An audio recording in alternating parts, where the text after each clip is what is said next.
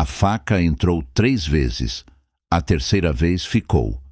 Isso foi o que a perícia encontrou na cozinha de uma casa em Ribeirão Preto, estado de São Paulo, na madrugada de 14 de março de 2009. A vítima era uma mulher de 41 anos, mãe de 2 filhos, que morava sozinha há menos de um mês. Não havia sinal de arrombamento. Não havia câmeras. Não havia testemunhas, segundo a polícia. Exceto que havia, a 4 quarteirões dali, num quarto sem janela de uma casa que cheirava a remédio e madeira úmida, um homem cego chamado Adalberto Ferraz Mota estava acordado naquele momento, suando frio, repetindo em voz alta para ninguém em especial: cozinha, faca, 3 vezes. A terceira fica. O problema que ninguém saberia resolver nos anos seguintes, era que Adalberto havia dito exatamente isso para sua cuidadora, 7 dias antes de a mulher ser morta. Adalberto Ferraz Mota nasceu em 1951 numa cidade pequena do interior de Minas Gerais, chamada Piumhi, filho de um ferreiro e de uma professora primária. Cresceu com visão normal, jogou bola na rua, leu gibis, foi ao cinema ver faroeste. Aos 23 anos, trabalhando numa oficina mecânica em Belo Horizonte, sofreu um acidente com fluido hidráulico sob pressão que atingiu seus 2 olhos. Os médicos tentaram salvar a visão por quase 2 semanas. Não conseguiram. Adalberto saiu do hospital em novembro de 1974, enxergando apenas formas imprecisas contra a luz muito intensa, o que na prática equivalia a nada. Ele tinha 23 anos. Passou os 10 anos seguintes num isolamento que seus familiares descreviam como voluntário, raramente saindo de casa, recusando reabilitação, vivendo de uma pequena pensão do Estado e da ajuda intermitente de parentes. O que aconteceu na segunda metade da década de 1980 é difícil de datar com precisão, porque Adalberto não mantinha diário, e os poucos registros escritos que existem são de terceiros. Mas há um consenso entre as pessoas que conviveram com ele nesse período. Em algum momento entre 1986 e 1988, ele começou a ter sonhos muito específicos. Não sonhos simbólicos, não metáforas, não sensações vagas.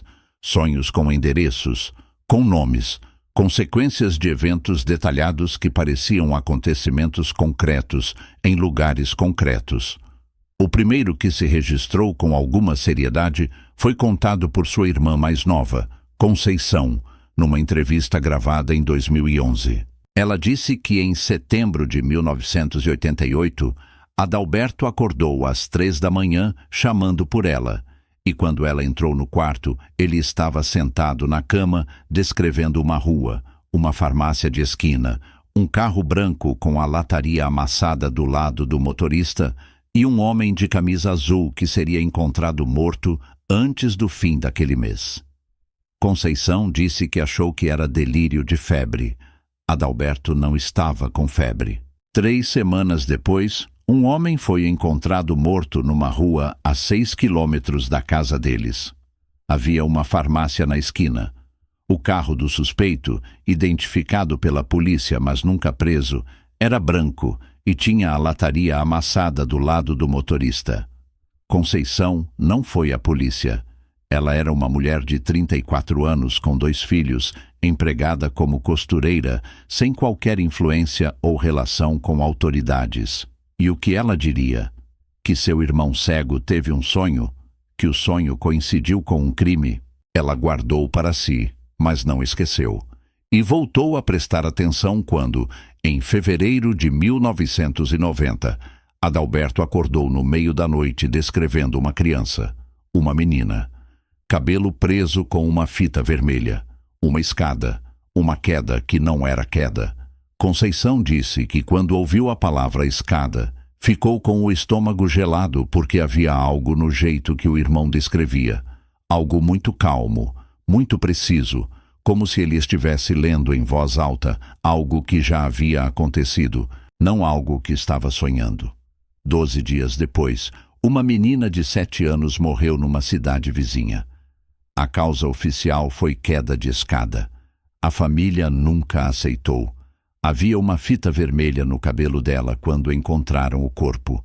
A cuidadora de Adalberto entre 2006 e 2012 foi uma mulher chamada Rosângela Aparecida dos Santos, hoje com 58 anos, que aceitou conversar com pesquisadores independentes em 2019. Rosângela descreveu rotinas meticulosas. Ela chegava às 7 da manhã, preparava o café, lia para ele jornais e correspondências, levava-o a consultas médicas regulares. Ela disse que Adalberto era uma pessoa tranquila, inteligente, que gostava de rádio e de conversar sobre política e futebol. Mas ela também disse, com muita calma e muito peso, que havia noites em que ele ligava para ela às 2, às 3 da manhã, e quando ela atendia, ele começava a descrever coisas, não gritando, não em pânico, com a voz de quem está simplesmente relatando o que vê. E o que ele relatava, disse Rosângela, era sempre muito específico. Cores, cheiros que ela podia quase sentir através do telefone. O cheiro de tinta fresca, o cheiro de pinho, o cheiro de algo queimando que não era fogo, era algo elétrico, e depois, dias ou semanas depois, acontecia algo que encaixava. Sempre algo violento. Sempre algo que envolvia uma pessoa que morreu ou foi ferida, de modo que as autoridades não conseguiam ou não queriam explicar completamente. O caso mais documentado é o de março de 2009, o da mulher de Ribeirão Preto, porque foi o único em que Rosângela tomou notas escritas antes do crime acontecer. Ela mesma admite que não sabe bem por que decidiu escrever naquela noite específica. Disse que havia algo diferente na voz de Adalberto, uma clareza que a perturbou de modo que ela nunca havia sido perturbada antes. Ele ligou às 2h20 da manhã do dia 7 de março. Ela disse que pegou o primeiro papel que encontrou, que era o verso de uma nota fiscal, e começou a anotar o que ele dizia. Ele descreveu uma cozinha com azulejo verde claro, uma janela com cortina de tecido bege, um cheiro de sabão em pó e de bife frito de horas antes. Descreveu uma mulher que ele disse estar dormindo, mas que não estava dormindo, estava apenas muito quieta. Descreveu a faca como sendo de cabo preto e lâmina longa, e disse que ela entraria 3 vezes, e na terceira vez ficaria. Rosângela disse que achou que ele estava tendo algum tipo de pesadelo vívido, e que tentou acalmá-lo. Ele disse que não estava sonhando. Disse que estava vendo. 7 dias depois, na madrugada de 14 de março, a mulher foi encontrada morta na cozinha de sua casa em Ribeirão Preto. A cozinha tinha azulejo verde claro. A cortina era de tecido bege. A faca tinha cabo preto e lâmina longa. Havia 3 ferimentos. A faca estava no corpo. Rosângela foi à polícia com suas notas 2 dias depois de o crime se tornar público. Ela disse que o delegado responsável pelo caso ouviu tudo com paciência, olhou para o papel escrito, agradeceu e disse que eles iriam verificar. Ela nunca mais foi contactada. Em 2011, pesquisadores vinculados ao Núcleo de Estudos em Psicologia Anômala da Universidade Estadual de Londrina souberam do caso por meio de um artigo publicado num boletim parapsicológico de circulação restrita e foram até Adalberto. Ele tinha então 60 anos, vivia no mesmo bairro, ainda na mesma casa, e recebeu os pesquisadores com cortesia, mas também com uma espécie de cansaço. Segundo o relatório produzido pelos pesquisadores, documento que circulou apenas internamente e nunca foi publicado em revista acadêmica revisada, Adalberto disse que não escolhia o que via. Disse que era como se uma parte do sono tivesse deixado de funcionar como deveria e, em vez de sonhar com coisas abstratas, ele recebia transmissões. Foi a palavra que ele usou. Transmissões. Disse que teria preferido não receber nenhuma delas. Os pesquisadores passaram 4 dias com Adalberto. Aplicaram baterias de testes neuropsicológicos adaptados para pessoas com deficiência visual. Fizeram eletroencefalograma. Conversaram com Rosângela e com Conceição. Revisaram as anotações que Rosângela havia preservado e localizaram 3 outras pessoas que tinham histórias similares de ter ouvido Adalberto descrever algo que depois correspondeu a um evento violento real. Uma delas era um vizinho chamado Osvaldo, que disse que em 1995 Adalberto havia batido na porta de sua casa às 4 da manhã para dizer que havia algo errado na casa de alguém numa rua específica a algumas quadras dali, que havia sangue e que o cheiro era de tinta. Na manhã seguinte, um homem que morava nessa rua foi encontrado morto por envenenamento num quarto cujas paredes haviam sido pintadas recentemente. O vizinho disse que depois desse dia parou de dormir bem por quase 1 ano. A explicação mais aceita nos círculos que estudam o caso é a que menos satisfaz quem realmente se debruça sobre os detalhes: hiperestesia sensorial associada à privação visual. A teoria é que pessoas cegas desenvolvem uma sensibilidade auditiva e olfativa extraordinária, capaz de captar sinais ambientais imperceptíveis para quem tem visão, e que Adalberto teria desenvolvido uma capacidade de inferência inconsciente a partir desses sinais. Ele captaria, de algum modo, fragmentos de sons, variações no comportamento de pessoas ao redor, padrões de tensão social no bairro, e seu cérebro construiria narrativas a partir disso que, por coincidência, ou por algum mecanismo ainda não compreendido, às vezes correspondiam a eventos reais. Há quem defenda essa explicação com convicção. O problema que os defensores dessa teoria nunca conseguiram responder de forma satisfatória é que vários dos eventos que Adalberto descreveu aconteceram em cidades diferentes, em alguns casos a mais de 100 quilômetros de distância, em lugares onde ele nunca esteve e onde não tinha qualquer contato social conhecido. A segunda teoria, preferida pelos pesquisadores do núcleo de Londrina, mas que eles mesmos admitem não conseguir sustentar com o rigor que seria necessário para a publicação, é que existe algum mecanismo de percepção que a ciência ainda não catalogou adequadamente, algo que talvez opere em frequências temporais diferentes das que estamos habituados a reconhecer como normais. Eles apontam para estudos sobre sonhos pré-cognitivos documentados na literatura psicológica desde o século XIX, para os experimentos de premonição conduzidos pelo Instituto Rhine na Universidade Duke nas décadas de 1930 e 1940, e para casos análogos registrados em diversas culturas que descrevem pessoas cegas ou com outros tipos de privação sensorial, como tendo capacidade de perceber eventos antes de ocorrerem. Não é uma explicação, é um mapa de perguntas sem resposta. E esse mapa, por mais frustrante que seja, é mais honesto do que qualquer teoria que pretenda ter resolvido o que acontecia com Adalberto Ferraz Mota. A terceira hipótese, que nenhum pesquisador sério endossa publicamente, mas que circula entre os que estudaram o caso, é a mais perturbadora de todas. Ela parte de uma pergunta simples: e se Adalberto não estivesse descrevendo crimes futuros, mas crimes em andamento? E se o que ele captava não era uma premonição do futuro, mas uma espécie de percepção em tempo real de algo que estava acontecendo naquele exato momento à distância? A madrugada de 14 de março de 2009. A mulher morta. Adalberto acordado às 2 da manhã descrevendo a faca, a cozinha, o cheiro de sabão e bife.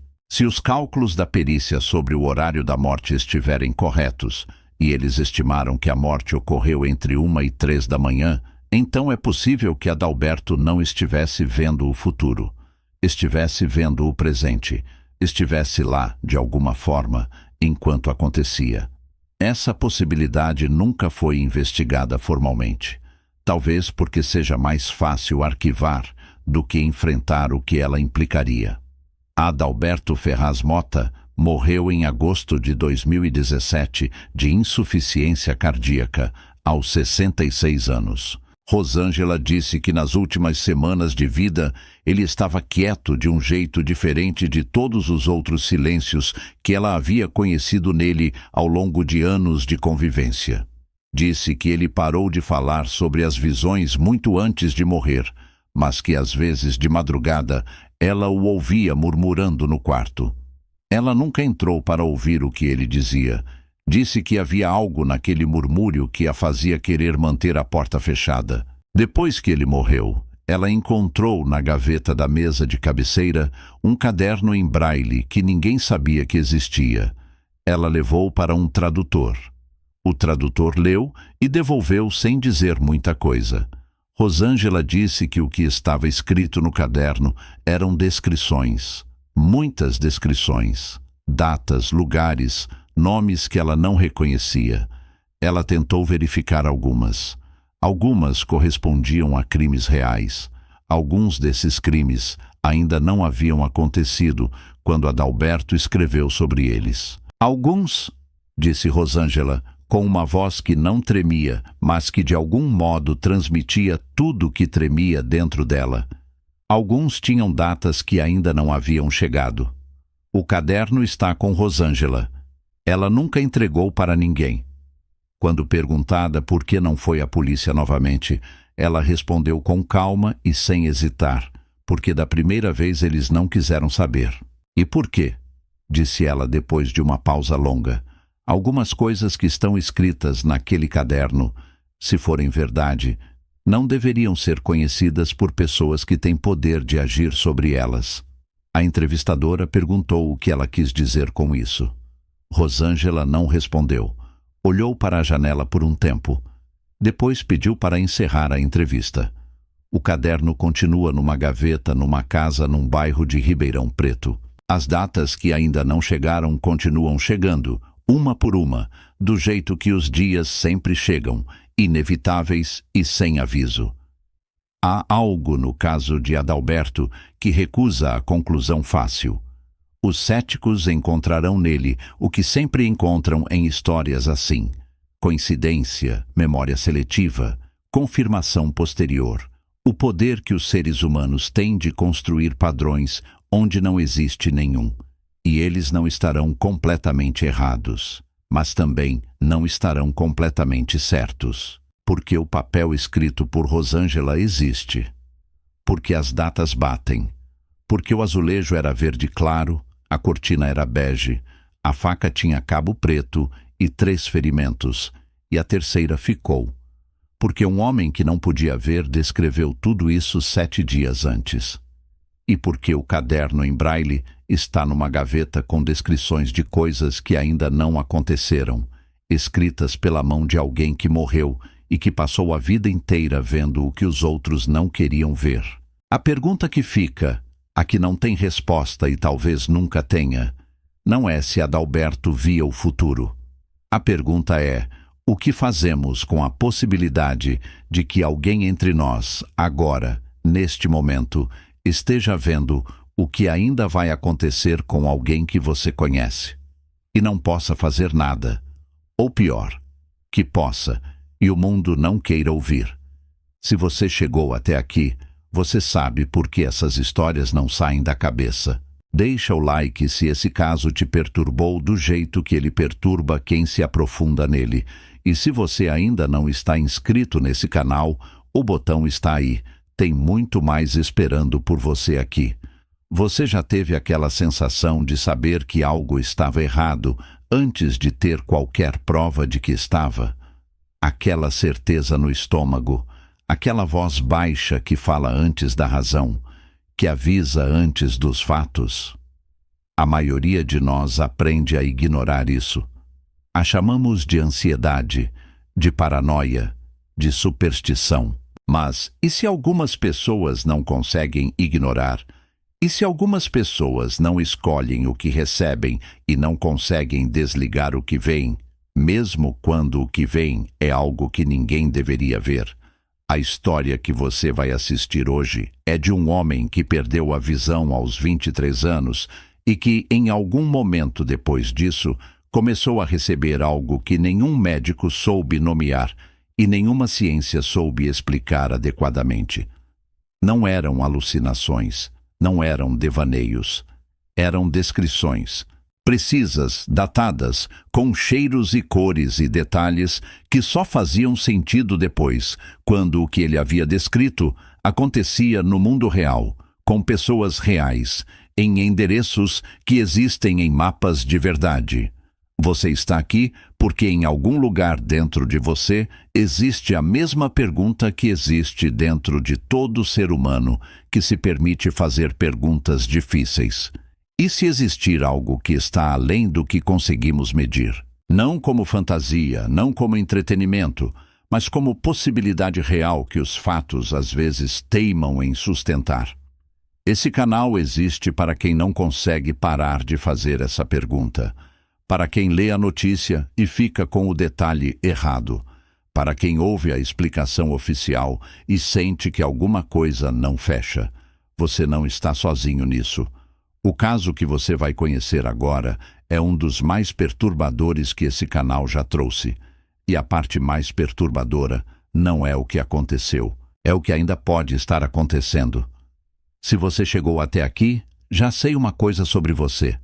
Você é o tipo de pessoa que não se satisfaz com a resposta fácil, que sente que o mundo tem camadas que a maioria das pessoas prefere não olhar, e que busca, mesmo quando é desconfortável, entender o que está por trás do que nos contam. Esse canal foi feito para você. Aqui você encontra histórias reais, casos que a história oficial tentou arquivar, mistérios que resistem a qualquer explicação simples e perguntas que ficam na sua cabeça muito depois de você ter fechado o vídeo. Não é entretenimento vazio. É o tipo de conteúdo que muda a forma como você olha para o mundo quando sai daqui. Se você ainda não está inscrito, faz isso agora. É um gesto pequeno que garante que você não vai perder os próximos casos. Ativa o sininho também, porque algumas das histórias que estão chegando não são do tipo que você vai querer descobrir por acaso semanas depois. A comunidade que se formou aqui é de pessoas que, assim como você, não conseguem parar de procurar o que está escondido embaixo da superfície.